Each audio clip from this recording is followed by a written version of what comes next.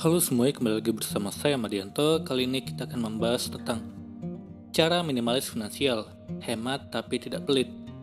Kalau membicarakan perencanaan finansial, mungkin yang pertama kali terlintas di benak kita adalah hemat, menabung atau kencangkan ikat pinggang.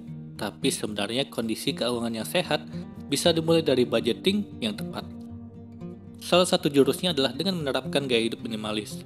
Sebagian besar dari masyarakat modern yang akrab dengan media sosial, promo, marketplace, dan layanan pesan antar, godaan untuk belanja setiap saat ada di depan mata. Kalau tidak kuat iman, bisa-bisa tekor setiap bulan. Hiduplah dengan berkecukupan. Menurut perencana keuangan Widya Yuliarti, disinilah terletak keuntungan jadi minimalis. Prinsip minimalisme dijabarkan Widya sebagai gaya hidup berkecukupan yang sesuai dengan kebutuhan. Tidak ada istilah beli-beli hanya karena diskon atau barang lucu.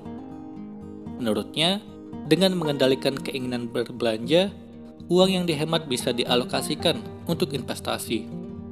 Minimalis ini sebenarnya gaya hidup yang berkecukupan. Kita terkadang belum bisa mengontrol keinginan kita. Bagaimana cara yang mengontrol pengeluaran? Apa yang benar-benar kita butuhkan? Dengan gaya hidup minimalis, kita jadi tahu sebenarnya apa saja yang kita butuhkan, sehingga nanti kita tidak akan membeli sesuatu yang tidak kita butuhkan. Dari uang yang selama ini kita pakai untuk barang-barang yang tidak kita butuhkan itu, sebenarnya bisa kita alokasikan untuk berinvestasi. Prinsip minimalisme ini bisa menjadi solusi bagi mindset yang salah tentang cara membelanjakan uang, apalagi generasi sekarang yang punya istilah FOMO atau Fear of Missing Out. Takut dibilang ketinggalan zaman, takut dianggap tidak tahu tren, atau takut kehilangan momen yang lagi terjadi. FOMO ini tidak berlaku untuk orang minimalis. Kalau bukan sesuatu yang benar-benar mereka butuhkan, mereka tidak akan membelinya, meski ada uangnya sekalipun. Orang-orang minimalis tidak akan merasa FOMO. Misalnya, teman-temannya punya mobil terbaru, dan dia juga punya uang untuk membeli itu. Tapi buat apa? Mobil keluaran lama juga tidak masalah. Bukan untuk gaya-gaya. Jadi membeli barang sesuai fungsi, bukan karena FOMO. Meski banyak membatasi pengeluaran belanja, gaya hidup minimalis tidak sama artinya dengan pelit. Saat kamu ingin hidup minimalis, sebenarnya kamu tahu bahwa kamu bisa membeli barang itu. Kamu memilih untuk tidak membelinya karena sadar bahwa tidak butuh barang tersebut. Kontrol diri inilah yang menurut dia menjadi kunci hidup minimalis. Minimalis versus frugal. Beberapa dari kamu mungkin menyamakan prinsip minimalis dalam finansial ini dengan gaya hidup frugal. Frugal didefinisikan sebagai gaya hidup cerdas secara ekonomis, di mana kamu tahu bagaimana cara mengatur pengeluaran dan menjadi konsumen yang bertanggung jawab. Tapi ada sejumlah perbedaan antara frugal dan minimalisme. Kalau minimalis, butuhnya satu ya beli satu, tidak peduli harganya berapa. Kalau frugal, lebih melihat segi uangnya. Orang frugal akan beli yang paling murah. Kadang-kadang frugal ini, jeleknya adalah harga murah biasanya harus beli dalam kuantitas banyak. Misalnya, seperti ada promo, harus beli 3, maka dia akan beli 3, karena akan lebih murah daripada beli 1. Meski demikian, konsep minimalis dan frugal bisa dikombinasikan. Membahas aspek finansial dan kaitannya dengan prinsip minimalisme kadang membuat kita salah kaprah dalam memahaminya. Hidup minimalis bukan berarti pelit dengan diri sendiri sampai menggunakan barang termurah yang berkualitas rendah. Hidup minimalis juga bukan sekedar memiliki barang sesedikit mungkin. Mindset yang dipakai dalam prinsip minimalisme adalah quality over quantity. Kualitas dibandingkan kuantitas. Konsep minimalis biasanya tidak cuma punya misalnya 25 barang. Sebenarnya tidak. Konsep minimalis bukan sekedar harus punya 4 baju. Konsep minimalis adalah yang secukupnya, sesuai kebutuhan. Bukan berarti bahwa punya uang terus beli barang itu tapi sebenarnya tidak butuh. Mengubah mindset memang tidak gampang, apalagi soal keuangan. Butuh waktu yang cukup lama serta kesadaran diri untuk mengamankan masa depan dengan perencanaan keuangan yang baik. Tapi kamu bisa memulainya dengan menerapkan jurus-jurus jitu pengaturan keuangan. Sebagai langkah awal memulai gaya hidup minimalis dalam bidang keuangan, ini adalah tips yang bisa kamu simak. Yang pertama, ketahui apa yang benar-benar kamu butuhkan. Kalau memang harus beli atau upgrade barang baru, Lakukan karena itu memang sesuai dengan kebutuhan kamu, bukan karena takut ketinggalan zaman. Kedua, membuat pembukuan alias mencatat pemasukan dan pengeluaran. Dari situ, akan terlihat kemampuan finansialmu seperti apa dan bagaimana kamu menghabiskan uang. Tidak hanya mengontrol keuangan, kamu juga bisa mengontrol diri saat ada keinginan belanja. Ketiga, pakai prinsip kualitas dibanding kuantitas. Memprioritaskan kualitas adalah salah satu prinsip minimalis supaya tidak kemudian menumpuk barang. Asalkan berkualitas, tidak masalah mengeluarkan uang untuk barang yang kita butuhkan. Keempat, menggabungkan prinsip minimalis dengan gaya hidup frugal. Belilah apa yang kamu butuhkan saja, dengan tetap melakukan pembelian seekonomis mungkin, tapi jangan kompromi untuk masalah kualitas. Menjadi seorang minimalis tidak berarti menjadi menyusahkan diri sendiri. Kalau diterapkan dengan benar, konsep hidup ini tidak hanya akan memberikan kebebasan finansial, tapi juga meningkatkan rasa percaya diri dan membuat hidup kamu lebih bahagia. Kali ini kita akan membahas tentang manfaat hidup hemat dalam kehidupan sehari-hari. Berhemat merupakan salah satu bentuk investasi untuk membangun masa depan. Tapi sudahkah kamu tahu apa saja manfaat dari hidup hemat? Ternyata manfaatnya sangat banyak sekali. Hidup hemat merupakan salah satu kunci dalam menapaki jalan menuju kebebasan finansial. Tahap di mana kamu tidak perlu lagi sulit mencari uang.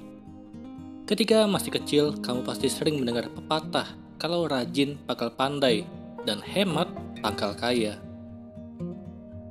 Pepatah tersebut memang ada benarnya, karena gaya hidup hemat sejatinya harus ditanamkan sejak dini agar lebih mudah penerapannya ketika kita beranjak dewasa. Perlu kamu ingat, gaya hidup hemat bukan berarti kamu hidup pelit terhadap diri sendiri juga orang lain. Tapi kamu harus tahu batasan dan tidak berlebihan dalam membeli sesuatu. Dengan kamu bisa mencegah tumbuhnya sifat boros dan konsumtif yang akan menghindari kita dari terjerumus pada gaya hidup yang tidak sehat. Berikut ada beberapa manfaat dari hidup hemat demi masa depan. Yang pertama, lebih paham skala prioritas. Ketika kamu memulai gaya hidup hemat, kamu akan mulai paham tentang betapa pentingnya skala prioritas. Skala prioritas ini membuatmu jadi lebih mudah dan berhati-hati dalam mengelola keuangan dengan mengutamakan kebutuhan dibandingkan dengan keinginan. Dengan demikian, kamu menjadi lebih mantap dalam menentukan mana hal yang harus didahulukan. Kedua, hidup dengan berkecukupan di masa depan. Memiliki masa depan yang sejahtera pasti menjadi dambaan setiap orang. Hal tersebut bisa terwujud dengan menerapkan gaya hidup hemat. Sejalan dengan skala prioritas, saat kamu mulai paham mana yang harus didahulukan, kamu akan lebih sadar tentang pentingnya menabung. Seiring waktu berjalan, jumlah tabungan menjadi tidak terasa semakin banyak dan kamu dapat menuai hasilnya di masa depan. Ketiga, hidup dengan lebih bahagia. Hidup lebih bahagia merupakan salah satu manfaat dari hidup yang kedepannya akan semakin terasa. Ini karena kamu lebih bisa mengendalikan pengeluaranmu dan merasa bahwa uang yang kamu miliki tidak terbuang sia-sia. Kamu akan terhindar dari jeratan gaya hidup boros yang nyatanya hanya akan menjanjikan kebahagiaan sementara, sedangkan gaya hidup hemat menjanjikanmu kebahagiaan yang berkelanjutan seiring berjalannya waktu. Keempat, terhindar dari utang. Dengan menerapkan gaya hidup hemat, kamu pasti menyusun manajemen keuangannya rapi agar keuangan tetap aman. Setiap uang yang kita miliki sudah memiliki alokasinya sendiri, sehingga mencegah masalah keuangan. Minimnya masalah keuangan ini akan mencegahmu untuk berutang kepada pihak tertentu. Kelima, lebih bertanggung jawab. Gaya hidup hemat dapat mengajarkanmu untuk lebih bertanggung jawab dalam setiap pengambilan keputusan. Misalnya, saat kamu hendak membeli sepatu, pastikan apakah hal tersebut berguna dan memang benar-benar kamu butuhkan. Keenam, tidak mudah tergoda. Hidup hemat merupakan tentang bagaimana kita mengenal batasan, tentang menahan keinginan yang dirasa tidak terlalu kita butuhkan. Tak jarang saat kita memiliki uang, kita memiliki keinginan impulsif untuk membeli sesuatu yang akhirnya berujung pada penyesalan. Ketujuh, mencegah stres. Manfaat hidup hemat juga terasa pada kesehatan jiwa dan raga. Karena berhemat dapat mencegah stres. Sebagai contoh, ketika kamu hidup boros, kamu akan merasakan beban hidup yang lebih berat. karena semakin banyak keinginan yang ingin kamu penuhi. Padahal keinginan-keinginan tersebut bukanlah merupakan kebutuhan utama, melainkan kesenangan sementara saja. 8. Menuntun pada gaya hidup minimalis.